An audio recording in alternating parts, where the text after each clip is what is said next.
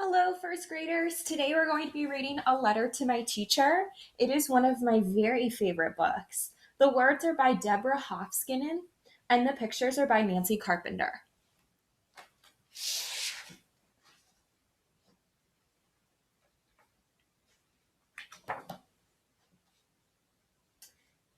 Dear teacher, whenever I have something to tell you, I tug on your shirt and whispered in your ear. This time, I'm writing a letter. I hope you remember me. I was the one who marched on to school that first day, splashing through every puddle I could find. I wore a bright yellow raincoat and a dark, stormy frown. Because for me, school meant sitting still and listening. Two things I wasn't much good at. I stood there, ordinary and dripping, just sure I'd get in trouble. But instead, you grinned at me. Good morning. Look at you standing there like Mary Kingsley, just back from canoeing up the Oogooey River. Who? I said. Where? Mary Kingsley, the fearless explorer, you explained. Someday we'll read about her and crocodiles. Now get them up. Crocodiles?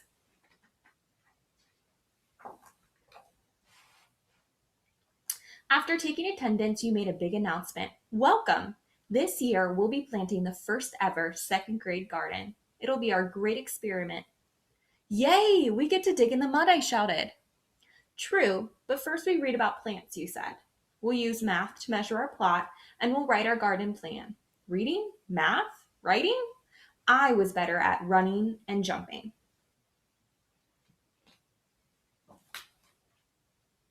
The next week, we visited the creek behind the school to learn about plants and water.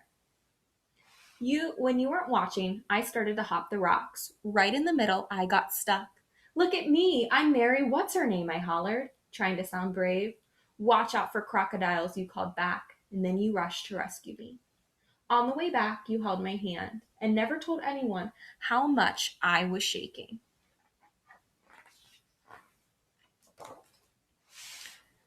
At fall, I tried hard to sit still. Right before Thanksgiving vacation, you asked me who wanted to take the Mouse Brothers home.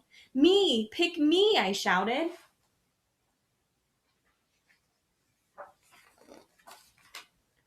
But while I was busy eating turkey, my cat, Lucy, ate one brother. I bought a replacement mouse, except I just couldn't tell you. One day, when we were cleaning out their cage, you called me over to your desk and told me that we might have to change the brothers' name to Ma and Pa Mouse. You knew this whole time, I said. Laughing, you said, might as well get used to it. Teachers see everything. When winter came, the reading corner became our secret garden of stories. On Friday afternoons, we all curled up in a heap to listen, just like our new litter of mice. I loved it when you read to us and always begging for more, but I hated being called on to read out loud. I kept tripping over words. Once, right before my turn, I yelled, "Raise your hand if you want to go home." Another time, I clutched my throat and croaked, "Uh-oh, I lost my voice." Nothing fooled you, though. You called me to your desk and asked, "When we make our garden, do you think the seeds will grow right away?" "No," I said. "Everyone knows they need time and sun and water." "Well, learning to read takes time too," you said. "Now I think you have a cat." I nodded. "Lucy, the one who likes mice?" "I'd like to read to Lucy every day," you suggested.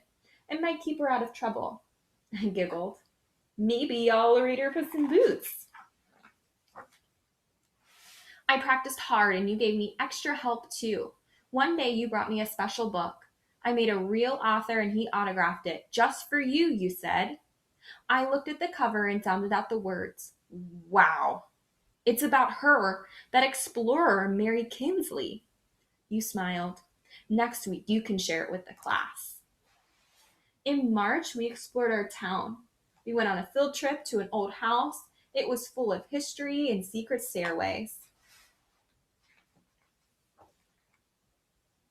When I slipped away to look for the hidden treasure in the root cellar, you and the whole class had to trudge down the old stone steps to find me. I think even you lost your patience that time.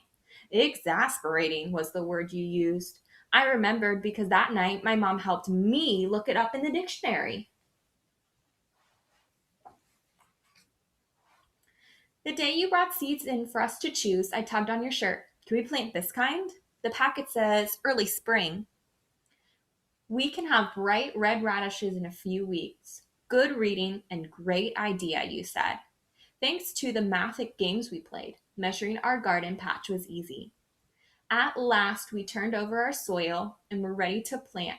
I was radish crew chief and read out the instructions all by myself. All spring, we weeded and watered and kept garden journals too. On the Friday before summer vacation, we wrote out invitations to every class to come enjoy the salad we'd grown ourselves. Splendid spinach, said the principal. It's because of the worms, I explained.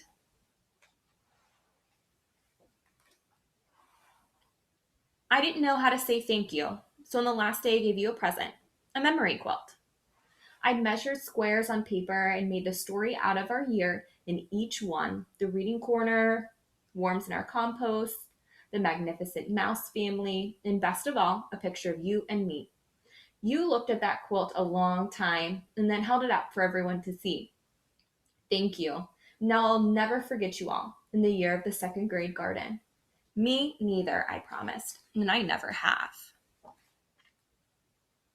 For a long time now, I've been wanting to write to tell you that even though I didn't always listen, and I know I was